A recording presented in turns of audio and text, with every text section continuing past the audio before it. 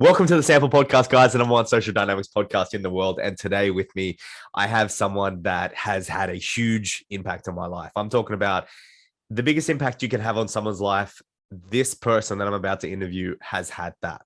So I'm going to get into the story because it is transformational. But today's guest that we have with us, the original strongman, the OG YouTuber. This is the OG, guys. The master strongman, the strength coach, and the mentor to over 2.4 million men around the world. He's the OG YouTuber popularizing deadlifts, strongman challenges, strongman training, warehouse gyms, bioenergetics, reading books, active meditation, philosophy, hybrid muscle training, as well as breathing into your balls. The man that him and I both broke the internet with our last video. And so today I'm like, yo, what can we make today? What can we make right now? He's being a public figure for, close to nearly 20 years at this point. So he is someone that if you don't know who he is, I would urge you to go check out because this man is fundamental in the ways of my teachings, fundamental in the ways a lot of people's life and changing them to become the strongest version of themselves. So I'm so happy to have him on here. Welcome to the show, Mr. Elliott Hulse. How are you today, sir? All is well, Sam. Thanks for having me, buddy. I want to take us back to a time where if you remember, Strength Camp 2015, seen each other, broke the internet. I don't know if you know that people still to this day message me about that video saying the way that you just said breathe, that was it. I'm going to put a little clip up here and they're going to be like, wow. But that's transformative, man. They messaged me. They're like, some guy was like, yo, I listened to that clip before I deadlift. And I'm like, it's the strangest clip to listen to. Isn't that? Crazy, bro. Look, I'm really excited for this. For the 5 people in the world that don't know who you are. I'm sure everyone does, and you are being pinnacle in the self-development community. Please give us a little introduction about who you are and what you do so that they have an understand. But I'm sure all they have to do is look you up and they'll understand who you are. Well, I'm a master's level strongman now that I'm 43 years old. Strength coach is my profession. And I am the CEO of Strength Camp, and I am a mentor to millions of men worldwide through YouTube. And so my YouTube channels blew up early in the YouTube game. I started as soon as YouTube started. So between 2007 and 2014, I had over 1 million subscribers and between 2 channels, 1.8 on one and 800,000 on the other. And I am a husband, father to 4 children, and I live on 42 acres of cattle ranch in rural Florida. It's been a journey. Both of us, I feel, especially you, it's been a journey from when you started to now. It's been, there's levels to this game. People don't understand there's levels to it. Mm-hmm. There's like you experience some stuff, you go to one level, you kind of master that, and you transform. And your transformation has been very interesting. What's sort of been the pinnacle for you? Elliott back when he was 20, Elliott when he's 30, Elliott when he's 40 now. What's been kind of like the shifts that you've had, the major shifts in your life? Well, the most obvious are the things that show up in life, right? Like in my early 20s, I got married very early. I got married at age 23. I had my first child at 24. I was dead broke. I was $90,000 in debt plus student loans. We had just moved to Florida and struggling as a personal trainer. And I got this idea that I would train people in the parks out of the back of my van. I had a 1988 conversion van, and I started filling it up by going around the city by picking up like used tires, and I would fill up sandbags. And so I started Strength Camp out the back of my van when I was a dead broke dad at age like 25, 26. By age 27, I started competing in strongman, and that sort of parlayed into YouTube. So by my early 30s, I had taken my little warehouse gym that I had finally opened, which is just a little crappy garage in the crackhead part of town in St. Petersburg. Where there were literally crackheads just showing up at my door and prostitutes across the street. And I started using a flip cam, which probably most people don't even know what the hell that is anymore, but it's just a tiny little camera before phones had cameras. I mean, I had a flip phone, so I had a flip cam. I had 2 separate things. And so I started just filming the workouts that we were doing and putting them on YouTube. and people were watching them. And I only put them up there because I wanted to get more members in my gym. That was the whole point. I wanted the guys that were coming to my gym to show their friends and, the athletes I was training to show like, hey, here I am flipping a tire, right? Because we were doing odd object training before it came like a cool thing, right? I was doing it way before it became like, CrossFit. So it was like unique and they were showing people. So I wanted them to bring their friends. So I put up videos on YouTube, but people worldwide were watching it. I didn't even know. I mean, back then there was no such thing as a YouTube celebrity. I wasn't trying to be YouTube famous. That wasn't even like in my mind. I had no clue that was a thing. But by and by, people started watching, and I'd have 10,000 subscribers, 20,000 subscribers by 2014. And I guess, you're asking me about age. So I must've been about 34 at the time. I had 1 million subscribers on my YouTube channel, and it was pretty amazing. My life changed in so many different ways as a result of it. I didn't realize I was famous. Like I was still, I was still a dude. Yeah. And so I remember just traveling with my children on our first like vacation. Cause I didn't have money for vacation. So we rented a car and drove to Tennessee, and I'm literally in like backwards yokel Tennessee. And like people are coming up to me and like recognizing me. I'm like, wow, that's the first time I recognized that I was kind of famous. So, but by the end of my 30s, I went into a tunnel of sorts. Some people call it a midlife crisis, but I was a little too young for that. A little too young to have a midlife crisis.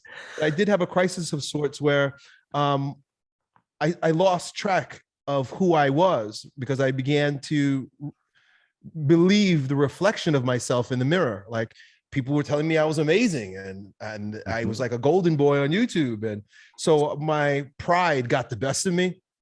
And they say pride before the fall. Yeah. So I definitely had a inflation and then a rapid deflation. And so to cope with my just confusion about, what do I really want to do here? Right. Because I was kind of thrown into the spotlight and wasn't sure what I wanted to do with myself. I started smoking weed.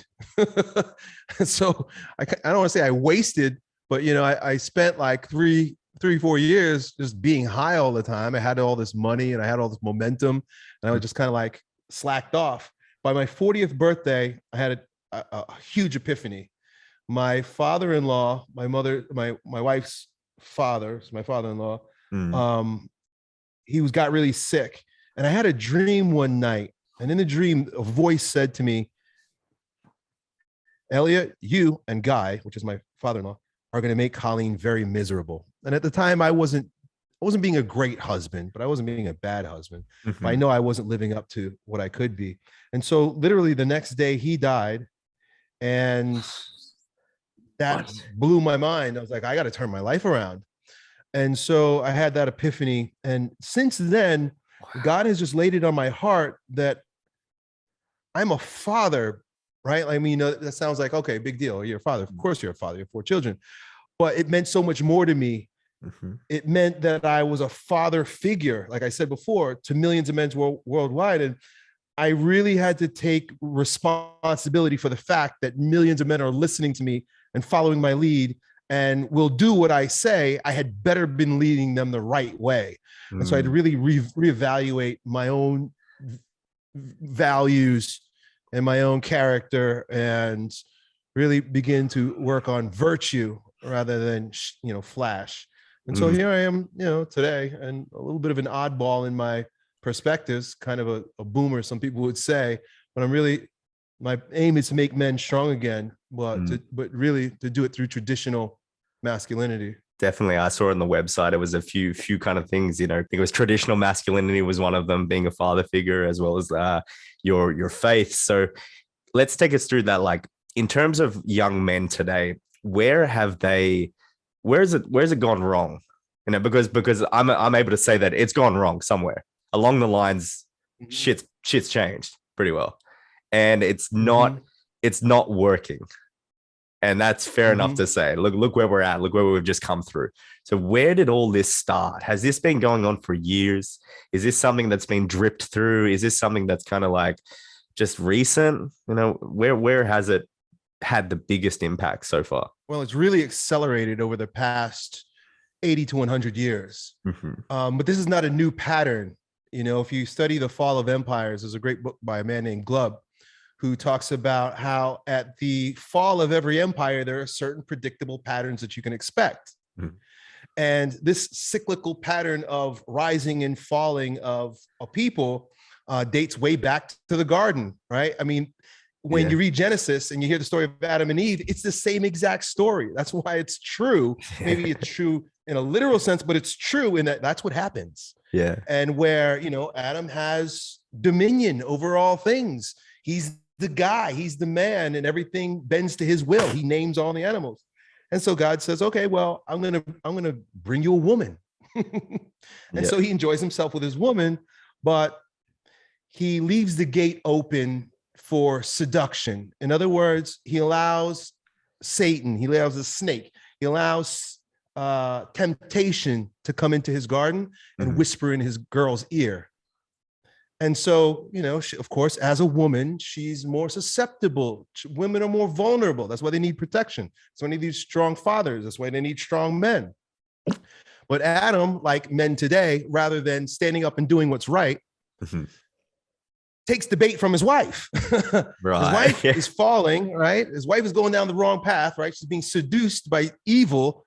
And Satan, and Adam, instead of saying, whoa, Eve, slow down. And we're not going that way. There's a right way to do things. There's a wrong way to do things. And we ought to stick to the plan. He goes, oh, I don't want to be without my wife. I enjoy her so much. I'm having good sex and partying and having a great time. I'm going to do what you want to do, wife. And as a result, the shit show we're in right now. We see that unfolding time and time again throughout history. I mean, the entire Old Testament is that cycle. And it's predictable. And I'm not saying that women are evil, but when men follow women's lead, that's when the society falls. Even the fall of, if you study the fall of Rome, when women started rising in prominence, as well as when decadence started to unfold, that's when the society fell. When promiscuity, contraception, abortion, women voting, women rising in prominence, pussy on the pedestal becomes like a normal and expected thing. That's when the society is on its way down. So you see this cycle of effeminacy, I call it, effeminacy in men, this tendency towards giving into pleasure, because that's what women represent to that. The giving simp into lifestyle. pleasure. Yeah, right. We simp. That's what it is. It's the simp cycle. It's a simp cycle. And so we're on a simp cycle right now. But the thing is, I've discovered, at least as it's unfolded in this most recent cycle, that there are fomenters of this downward trend. There are those that know, we know how to take down a society because there's a pattern. And it begins with corrupting the women. And so if you're asking when it began here in America or in the West, over the past 100 years, now, of course, I'm not nailing a direct date, but generally around a date of 1917. Hang out, I'll tell you in a minute why. Right. So without being a pseudo historian, as the Bolshevik Revolution unfolded in Russia and Eastern Europe, there was the communist takeover, essentially, where they wanted to rule the people, but they did it through force. They did it through, there was a revolution. They fought. They killed leaders, right? And so it was more of a political and an economic revolution, right? They realized that this revolution wasn't going to go very far in the West, because in the West there was more prosperity. In Western Europe and America, they weren't going to just come in and turn the people against turn the middle class, or there was no middle class in those other countries, but the poor against the the wealthy. They knew they had to do it by corrupting the culture. And so two Marxists by the name of Gramsci and Lukács, who are the founders of cultural Marxism, anybody who says that's a conspiracy theorist because they don't know history, they realized that the culture was the battleground. And they understood that in order to take down the West, in order to bring it to where it is right now, where we're just weak and subverted, they had to begin with weakening the father, taking power away from the father. And Gramsci said, you got to de-Christianize the West, which means remove God the Father, and remove the power of the father in the home. One of the main ways, and there's a lot of pieces to this, I'm kind of jumping all over the place. Yeah. But one of the main ways that you remove the power of the father from the home is to promote promiscuity in the daughters, so that the father no longer has say. He no longer has authority over the sexual purity of his daughter. And so the whole sexual revolution of the 1960s created the chronic simp attitude that we have today, where when they release the twat by giving birth control pills, abortion, hookup culture, so on and so forth. And then, of course, pornography. And now it's like pornography is ubiquitous. That's when men really started to fall, because no longer were we chaste and strong and leaders and dignified. We then became pleasure-seeking sissies that would do anything to get a crumb of pussy from a woman. Yeah, of course. Yeah. So here we are. I talk about, like, back in the tens, 1910, 1920, the women used to drop their handkerchief to get the guy's attention. They used to do the like an approach of a dude. That's completely changed now. Completely different story. So with that cultural change, that cultural shift, right? the underlying foundation was to demasculinize men, to feminize them, to change the intersexual dynamics. Was that the whole idea of it? 100%. Yeah, you put it very well.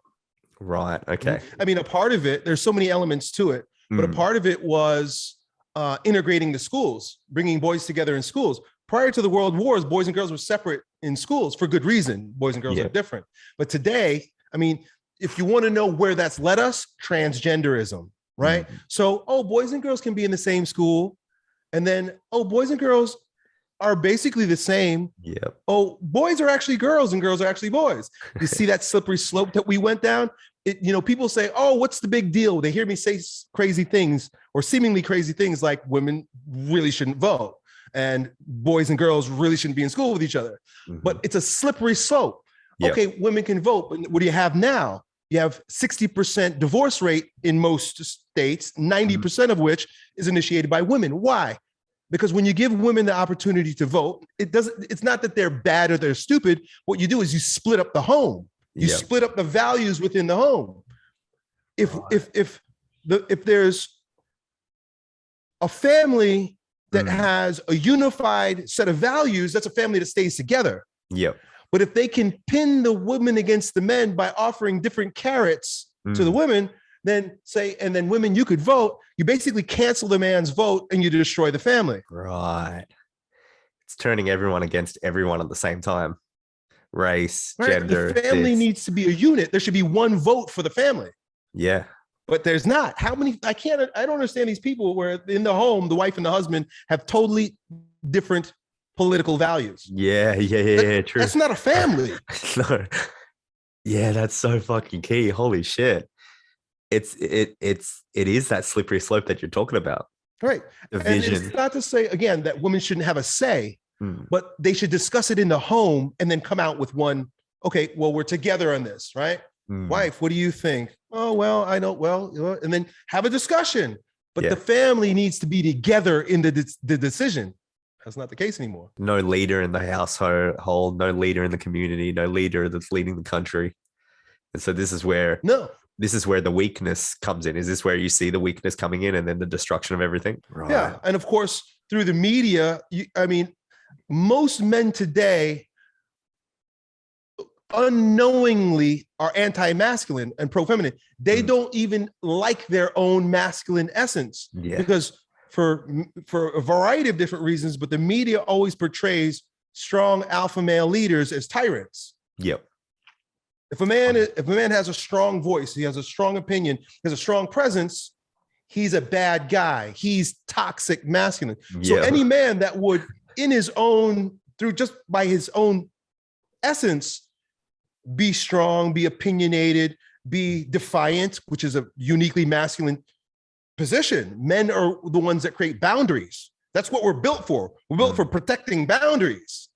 But when a man presents that, he's considered toxic. So a man that feel that, hey, I need to speak up. I need to say something. I need to set some boundaries. He's afraid to, because he's afraid of his own authority, because the media and the schools and so forth have taught him, play nice, be more egalitarian, be more like a little girl, is really what they're telling us. Yeah. They, as Young said, they don't embrace the shadow. They don't embrace that monster inside them, and more of a, as I said, like they're kind of fence sitters, really. A lot of the time, that's what I'm seeing. A lot of guys that come to me, they don't know what they want at all.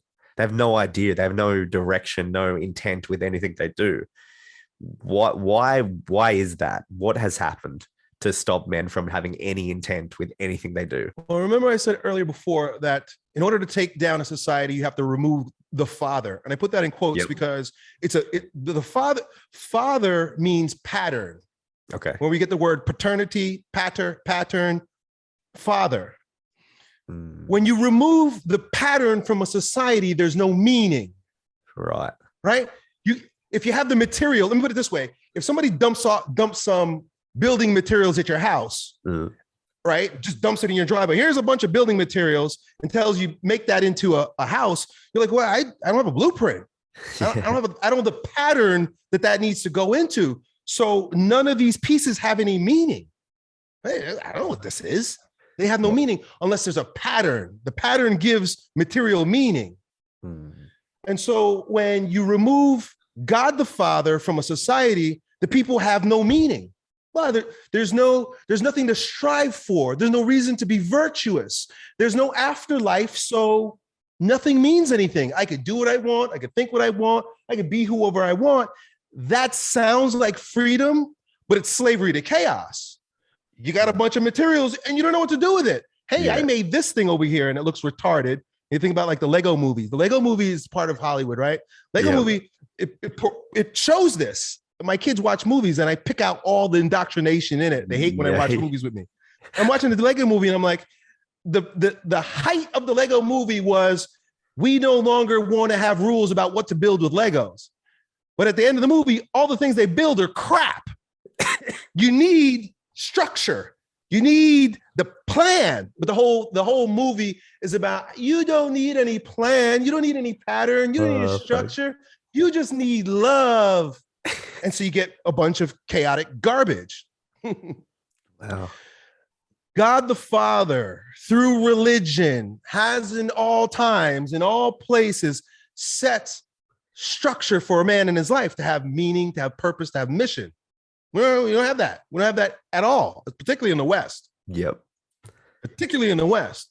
If you look at the Muslims, a lot of them got it nailed down. They haven't veered from this path just yet. The Rainbow Crew is coming for them as well. But you remove God the Father from above, and then you remove the father from the home. And you remove the father from the home by what? Subverting his authority, right? Divorce. Yep. And then, of course, the cultural indoctrination, the movies, the music, the media that turns men into mush, makes us weak, makes us hate ourselves, and then turns women against us. So if you're asking me, why does it seem that men really they're sort of like floating? It's because we have no pattern. We have no fathers. That's super interesting for people hearing it may be new to them, but it's a thing that you and I have been preaching for a long time. A lot of the time, it's just strength, being a masculine man, being an alpha man. What's your kind of opinion on this subtle change, this subtle nuance change in like the culture where the masculine alpha male, especially with women, is now becoming more attractive? This subtle change over the last like 6 to 9 months that you've seen that it's starting to shift. Like, where do you see that going? Do you see that being a force? Do you see this as something that's come out of chaos into order, like Nassim Taleb would say? Do you see that as a byproduct of what the chaos we've gone through? Now it's slowly starting to change? Or do you think we have got a hell of a long way to go? Pendulum always swings. So, I mean, I was not aware of what you're talking about. That's actually great news. Yeah. And I think a lot of us just tend to be a part of the zeitgeist, right? Like there's there's a wave, right? Like going to say when the tide rises, all boat rises. When the wave comes in, all boat rises. Yep. So it's like this is just happening, and I guess we're all just kind of riding this wave. But like we're using the word pattern, God works cyclically. There's a pattern. Yeah. And so there usually gets to a point where we've gone so far, right? We've swung so far one way that it's inevitable. The pattern is just going to swing back this way. Now, if we don't come back on our own, usually there's some catastrophe, as in our lives, right? Like for me, for myself in particular, like I think about like I was going so far one way, I needed a catastrophe to bring me back. Right. Same thing happens in a lot of societies. Hopefully we can figure it out and we start coming back on our own. And I think a lot of us are doing that. So that's good news. I'm happy that you shared that with me. People like, back in the day when we had the whole, RSD and then RSD collapsing. And then now there's been a push for this masculine. You got your prominent figures like your Andrew Tates, your Fresh and Fits, even though they might be a little toxic. These are the people that are coming up. They're at least promoting this masculinity, which is amazing. Which is a thing that we need. It's not this like, do this technique or this or that. It's more, it's your lifestyle. This has to be on point, not this one little area that you may be a little bit more masculine or alpha in. It's like, no, your whole fucking life has to be. You have to live, breathe this shit, not just like pretend at this. I think a lot of time people are sick of pretending. Well, it will all work out and come back when families are great again. Because right now it's great because we have the internet, so we have information that's being shared. But ultimately, it has to happen at the grassroots. It can't just be an individual here and an individual there, which is great. It's happening. But ultimately, it has to happen practically in the family. Because if there are no strong fathers, this is like you say, just sort of, you're just kind of playing with it. You're not really it. You're just playing with it. But what these men who are waking up to this, if we're really going to create change and we're really going to create momentum into the future, it can't be for us. It has to be for our children and our children's children, our children's children. Then the peak of this masculine movement is patriarchy. We must come home to fatherhood. Yeah, it won't happen the other way. I know I'm a father figure because there's so many damn weak fathers out there. I'm not a father to these kids. Yeah. I'm just a guy who had a good father. I had a great father, and my father had a great father. So I'm blessed in that way. I'm completely lucky. So what happens when I have a father is I can carry myself in this paternal way. I have this paternal instinct and patriarchal attitude towards the world. Once I started realizing that, I decided that, I have to carry this banner. I'll die on this hill. But if I just make guys more masculine so that they can feel better about themselves, not be depressed, without marrying and making families, then it's not going to go anywhere. And I know that the marriage courts are stacked against us. I know women today are difficult to deal with, but it's not going to go anywhere until we embed this in families. The connection to that. So say, like take me, for instance, split family. I still got an amazing dad. Where can, these guys might not have an amazing dad. They might not have a father figure. They might not have had an older brother.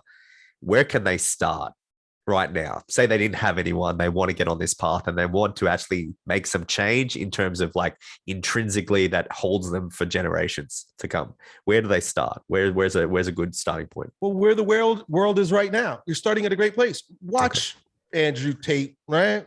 Watch whoever, right? Whoever's giving you this sense of masculinity. But ultimately, if it's going to come to maturity, right? Like if it's going to come to its peak, if masculinity reaches its height in paternity, that's the peak of masculinity, is in generative paternal instinct, family. That's how you become a king. There's no king without a family, without a queen. So I don't know how to go about this. I just have my life as an example and I have a big mouth. So hopefully I inspire. But the idea is one of the most important aspects of this is that there's no father without a mother. So what we'll have to do is find wives. Stop finding women, stop finding chicks, stop seeking sex. Look for women who are wives. And that's a very objective thing. You know, they say, oh, love, oh, it's all in the eye of the beholder, and it's all about feelings. That's Disney garbage. We also know now, as I knew for decades, that Disney is grooming kids. So Disney has been lying forever. So if we've been following the Disney protocol for falling in love, that's why we got where we got to go, where we are right now. Yep. A woman who cooks, a woman who cleans, a woman who stays at home with the children and raises the family, a woman who's submissive to her husband and trusts in his leadership, a woman who's not lazy and nasty, a woman with virtue, a woman with a low body count. These are objective points that you need to look for in a wife. Stop looking for pretty girls that have sweet puss. That's not going to fix our problem. Those women need to be bred out. We need to get rid of them.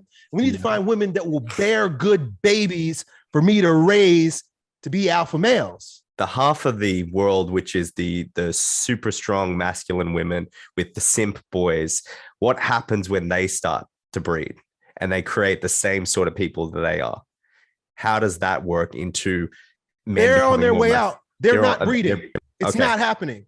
These are the same idiots that have abortions left and right. They let their children be transgender. So they're like, you know, what you just described, that polarity. Those are the families that transgender kids show up in. So those kids aren't reproducing. They're letting their sons cut their dicks off at 8 years old. So that's fine. They're the same ones that promote LGBT. They're the ones that think that the world is overpopulated. They're the ones that are more interested in pleasure rather than sacrifice and family. So they only have one child. They're not replacing themselves. Liberals are on their way out because they don't know how to replace themselves. You know who's replacing themselves?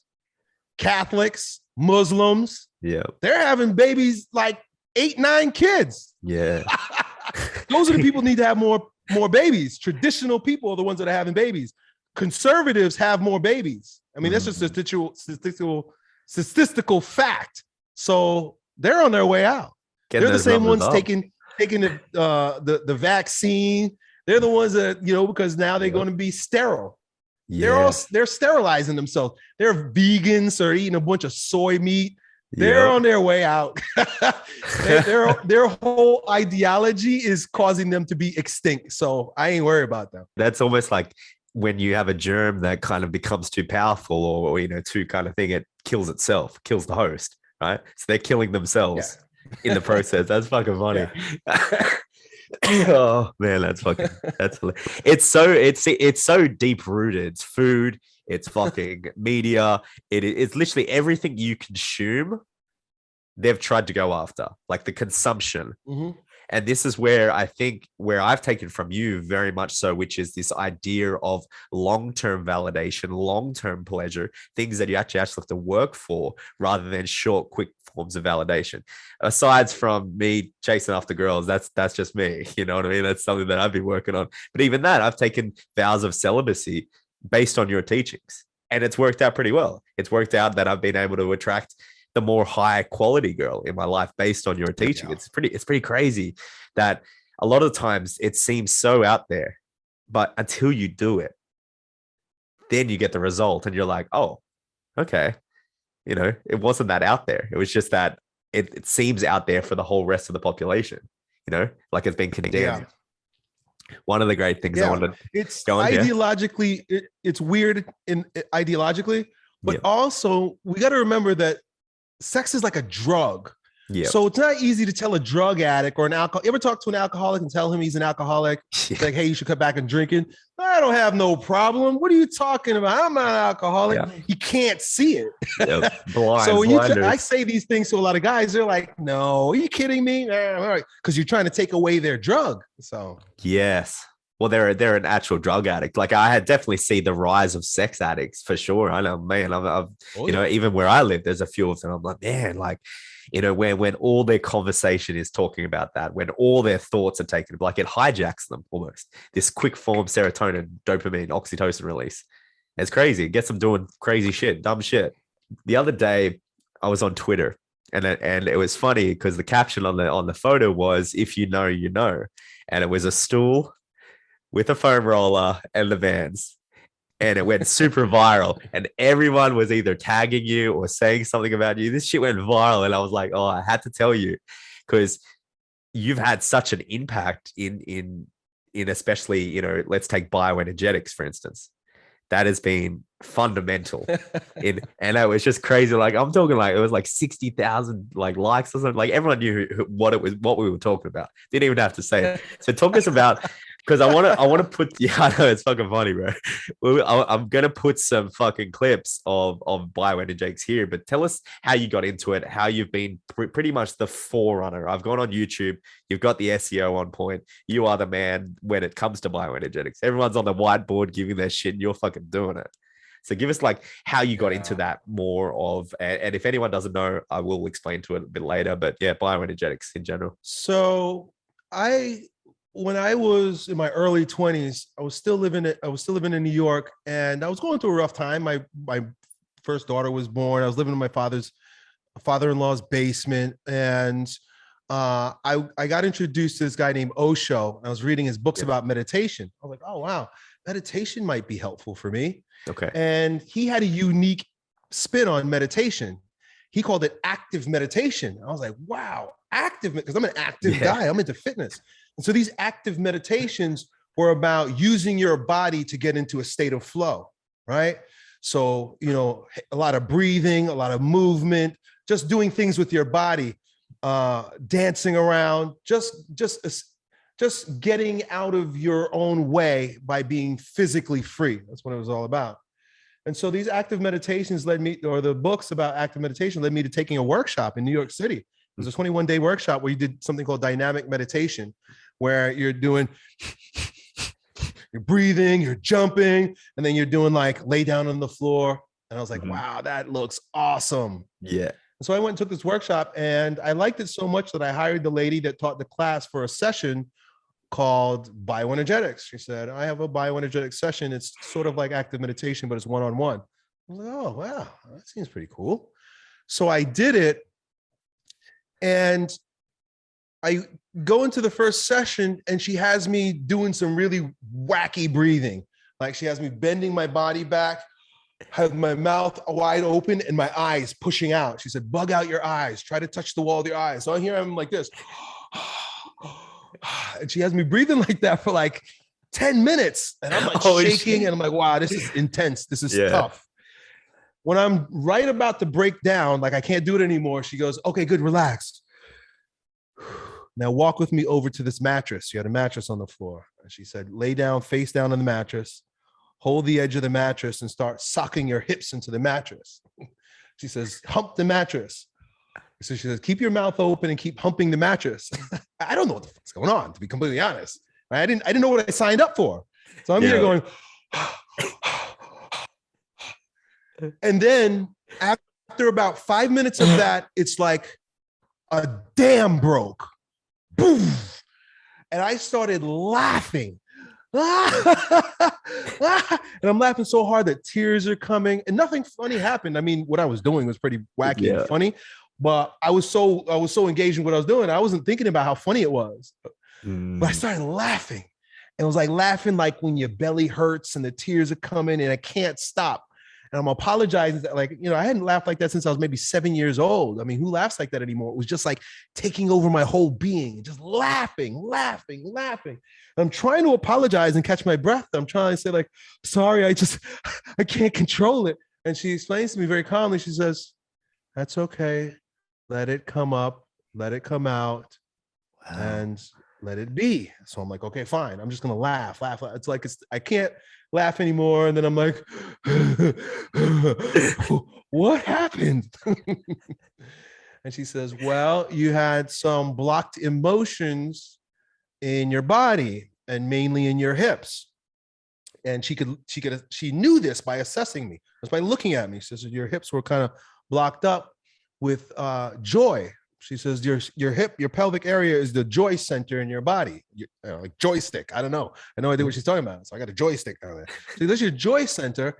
And we were, through the breathing and through knocking the muscles, we're able to release the trapped emotion. Now, you say this to someone and they're like, what are you talking about? Like, you know, it doesn't make any sense, right? Like you could get into all kind of pseudoscientific explanations, but the fact is, I did that and I felt that, and I was like, this is wild. This is medicine. This needs to be, people need to know about this. Yeah. So that's the essence of my experience with it. But many years later, maybe about 10 years later, when I was living in Florida, I thought of her again. One day I thought of her. I said, I wonder how Kasana's doing. I sent her an email and said, hey, I'm wondering if you know anybody that does that kind of stuff down in Florida, because I just forgot about it. I'm so busy. And she said, no, I don't, but you should read these books. And she named Alexander Lowen. I bought one of Alexander Lowen's books, realized he had 11 more, and I spent like 2 months devouring all his books. And so he had scientific explanations as to what was happening. Wow. Like there's soft science because he calls it bioenergetic analysis. So it has to do with the soul. It has to do with the mind. It has to do with the emotions, it has to do with the nervous system and the muscular system. It's truly holistic. And so my mind was blown while reading this guy's books. He's got diagrams and everything.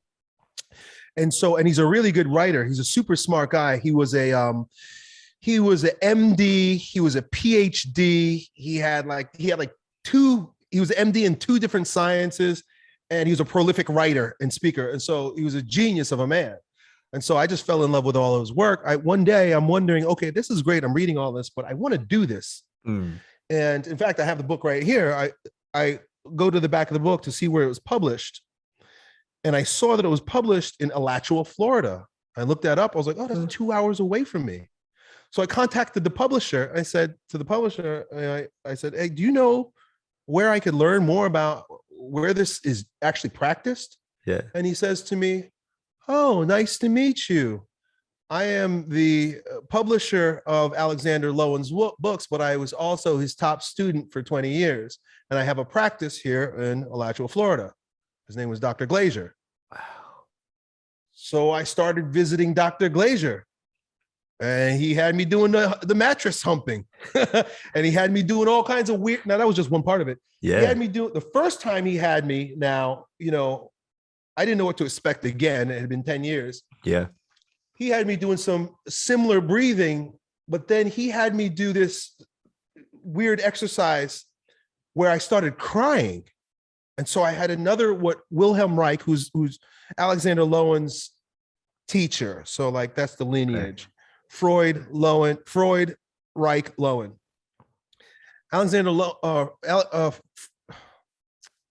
Wilhelm Reich called it the orgastic wave. Your body basically has many orgasms. Your only orgasm isn't when you blow your load. You can orgasm through the face. When you laugh, it's like an ejaculation through your face. When you cry, you're ejaculating. You ever get like boogers and stuff? Yeah. You're literally ejaculating through your face. The same way energy moves down and circulates and it lets through in your penis, that's an orgasm. But energy is energy in the body, and you can ejaculate it up through the face. In fact, a good percentage of our orgastic ejaculation happens through the face if we are relaxed enough to allow that to happen.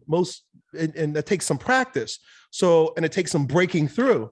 So he had me doing some breaking through exercises, and I started crying, sobbing.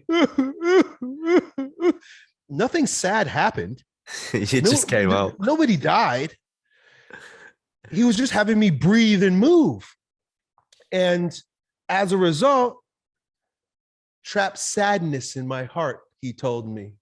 He says, you have a heavy sadness on your heart that wanted to be lifted. And through the breathing and the exercise, I was able to release it the same way I released laughing from my pelvis. So, if at this point you're intrigued, you know why, and why I was intrigued, you can tell why. So I spent about 2 years working with Dr. Glazier until he died. And when he died, that's when I went into my tunnel. That's when I went into my, I didn't mention it before because there's so many different pieces to the puzzle. Yeah. When I mentioned in my late 30s where I started to sort of get depressed, it was literally right after Dr. Glazier died. Right after he died, I was so open, and I was teaching people bioenergetics on YouTube, and I was teaching everything that I was learning from Dr. Glazier, and I was like, wow, I'm bringing this to the world because it's so awesome. Well, right at the peak of that, he died. I freaked out and I left it alone. And I really haven't picked it up since. I've hired various teachers here and there and practitioners, but nobody was nearly as good as Dr. Glazier. I even hired Alexander Lowen's son, thinking like, hey, this is the master's son. He doesn't know what he's doing. It takes a very special person, very skilled practitioner to know what they're doing to get you to that state where you can have that kind of orgastic reflex. And I think a part of the reason why it hasn't really taken hold is because that's a rare individual. I thought that I was going to become that kind of individual, but I realized that wasn't God's calling for me. So I basically left it alone. But if anybody's listening to this right now, and you're fascinated, study the work of Lowen and try to find a good practitioner and become a good practitioner, because the world would be a better place if we didn't have all this trapped emotion. Definitely. I think you might not know how much of a fundamental shift, especially in the self-development in terms of like the dating, the relationship sector, that one video that you did on bioenergetics for socializing or social conditioning or anything like that, or social, had on the world. Like, because I was so tapped into the niche of it, like I knew every sort of thing. I knew what was being affected, what changed different perspectives. That video changed paths for a lot of people. And I know everyone that I was dealing with would be in the bathroom, like, you know, they'd be nervous to talk to the girl, right? So they'd go in the bathroom, they're in the fucking bathroom doing this, they're doing this shit. And you might not know those things, but fuck, because I was tapped in, I knew everyone was doing that shit. So even to the point where I remember going to a bathroom and hearing some guy just like choking, and I'm like, what are you doing, bro? And he's doing the fucking backward bend, and he's doing, I'm trying to release, I'm trying to, you know, I'm tense. And it's just like, man, I remember doing that. I was like, man, Elliott had such a fucking, you know, pull on people. You had this like energy. I remember when I met you back in 2015, the aura that you had, there was an aura about you, you know, where there was it was energy or anything like that. It's crazy to capture, but I want to tell you the story before we get into it that I told you back in 2015, but it was very chaotic at Strength Camp, was that you were the fundamental. People in the podcast know the story where I was very, very depressed and almost committed suicide, where I was, you know, depressed, got addicted to a lot of pills, rest of it, which is a sleeping tablet, because I had a breakup. Wasn't in RSD. I wasn't in anything like that.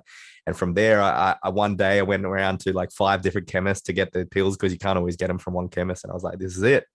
I'm done. Right. Had the bottle of water, had the pills, and I thought, you know what, I'll just go on YouTube before I kill myself and go to bed. And I go on YouTube, I come across one of your videos, and I'm like, damn.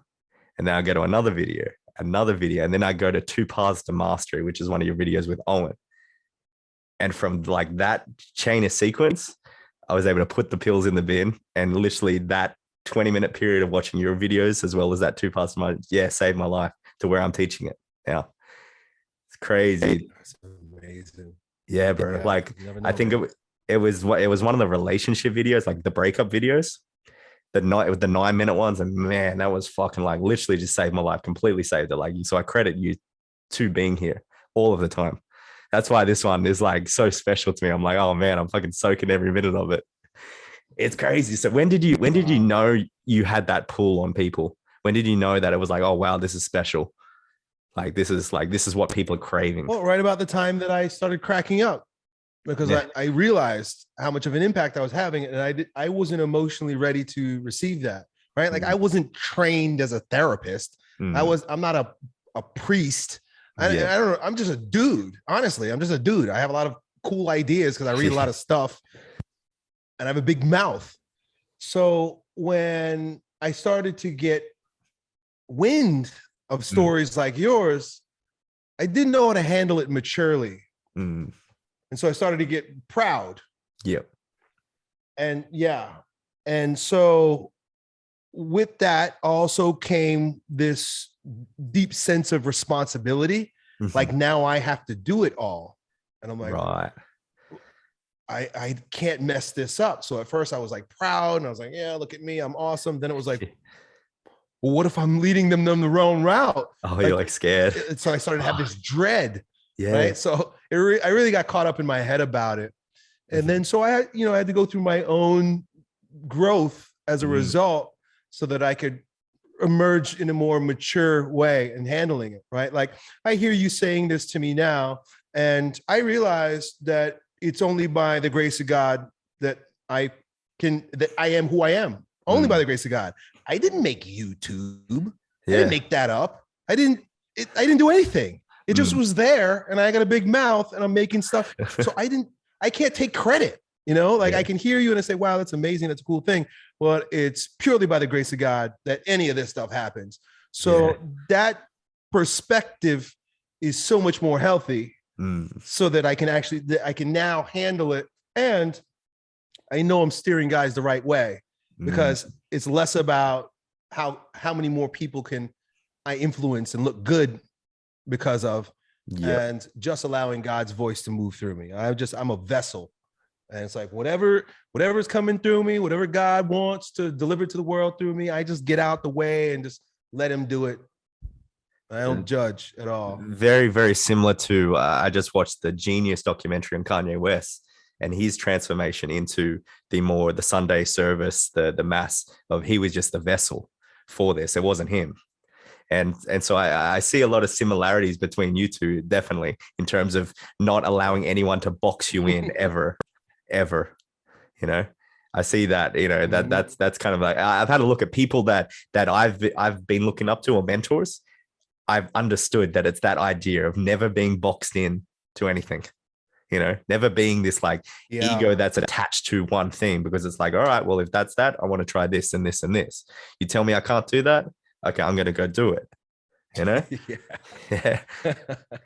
What was one of the things he's like, yo, you tell me I can't wear the MAGA hat. Well, I'm going to fucking wear it just because you told me not to. And that's been a real impact in my life. And I don't know if has that been something with you as soon as someone tells you, like, because you want to be, you're open enough to be like, never box me in. I'm no one's, slave pretty much. I'm no one's, I'm myself. Mm-hmm. Yeah. Oh yeah. That's just my nature. Yeah. I can't help it. I don't try to do that. That's just the way I am. If somebody says, don't go over there, I'm going to be the first one over there.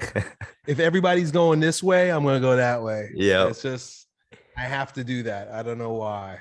Sometimes it gets me in trouble. It doesn't always work out well, but I've been blessed that most of the time it works out well. It's like natural born leadership. I take that from Robert Moore's teachings, with the magician, the lover, the king, and the warrior. Mm-hmm. And definitely, I remember different kind of leader, right? Okay. Like I had one teacher because I'm supposed to be a leader, but I don't like leading people. And so I had a teacher say it to me this way. She said, Elliott, just because you could be in charge without taking charge. I was like, wow, that's kind of a mind fuck. I had to wrestle with that one. Be in charge without taking charge.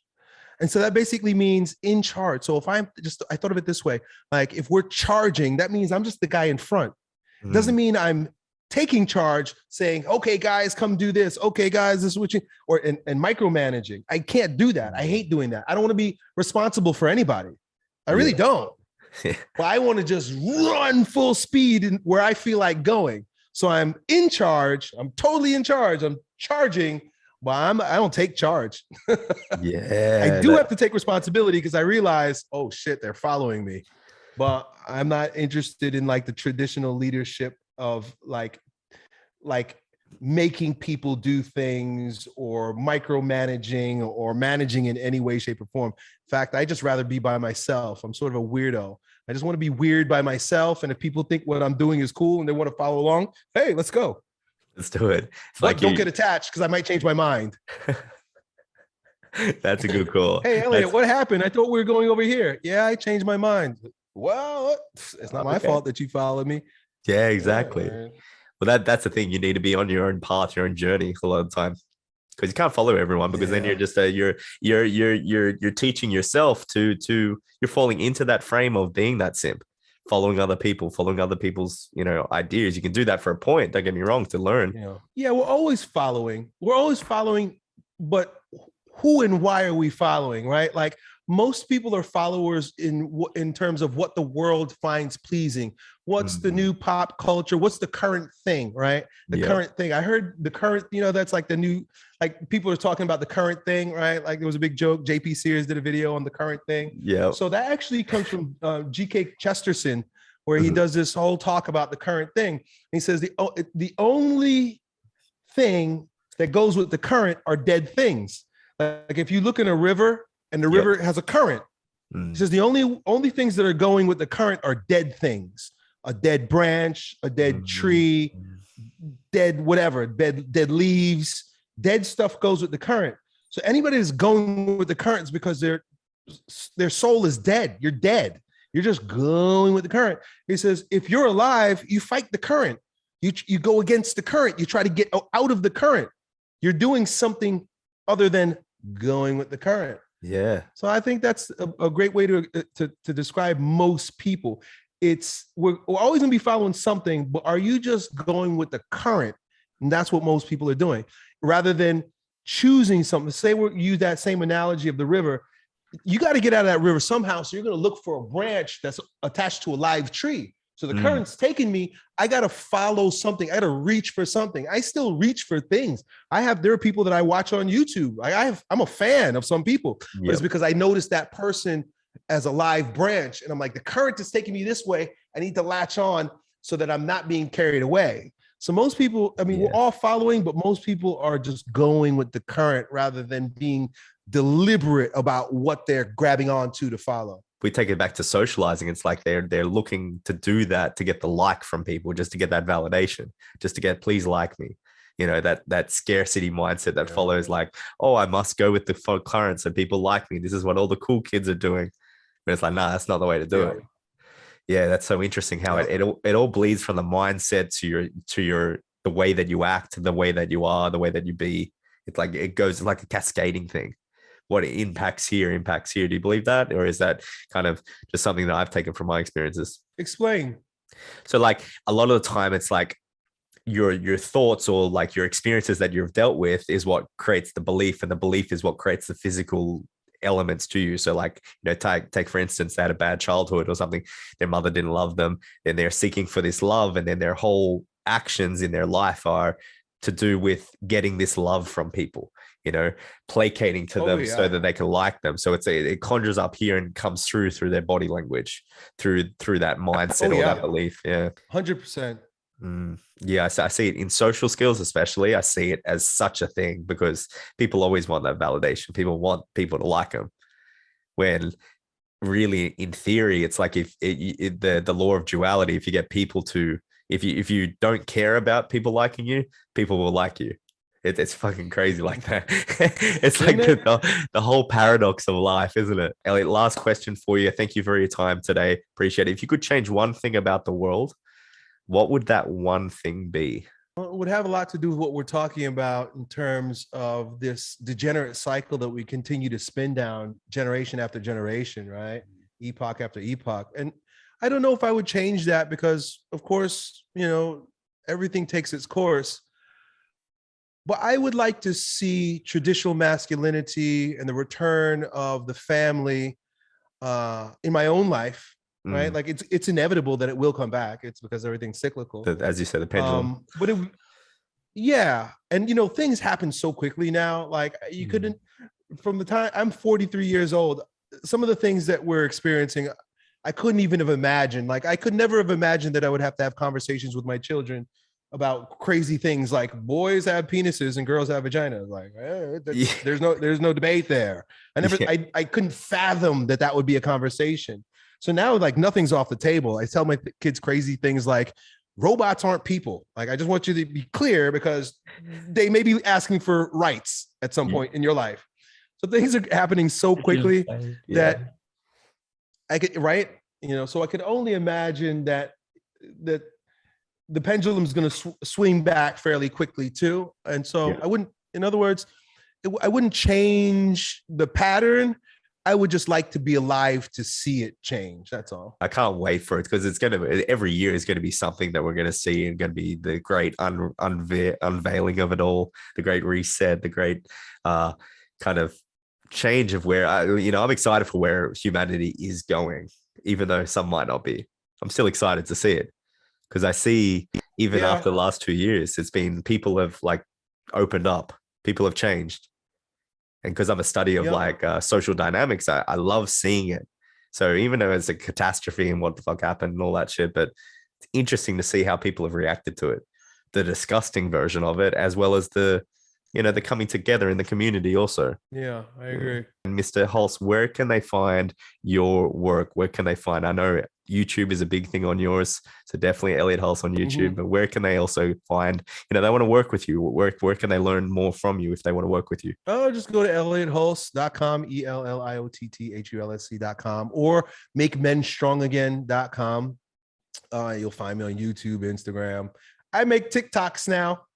So, I mean, everything's going to short Yep. form vertical video. So, like, I mean, I'm just crushing those right now. Yeah, no, But, you if you definitely like the are. things I talk about, yeah, I'm just having fun on there. So, As well as your strength camp stuff. Don't forget that you're a big pioneer, especially in the mhm, fasting recently that I've seen. You, mhm. what was it that you got like deleted for a fasting post or something like that, or you got banned from something about you would, yeah, one person was like teaching about Uh, fasting and they got like banned for it. Like it was like unhealthy or like fact oh, checked or yeah. something. Yeah. Yeah, that's right. Yeah, yeah. The whole cancel culture thing's kind of weird too. Like it's kind of arbitrary what they don't like sometimes. It's insane. They'll like one thing, hate the other. But thank you very much for your time, especially. And I hope that the audience really took in what you were saying because, man, it's been one of my favorite episodes so far. It's been fucking incredible. I appreciate you, bro. That's great. Well, thanks for having me, Sam, and keep up the good work, buddy. Thank you, brother.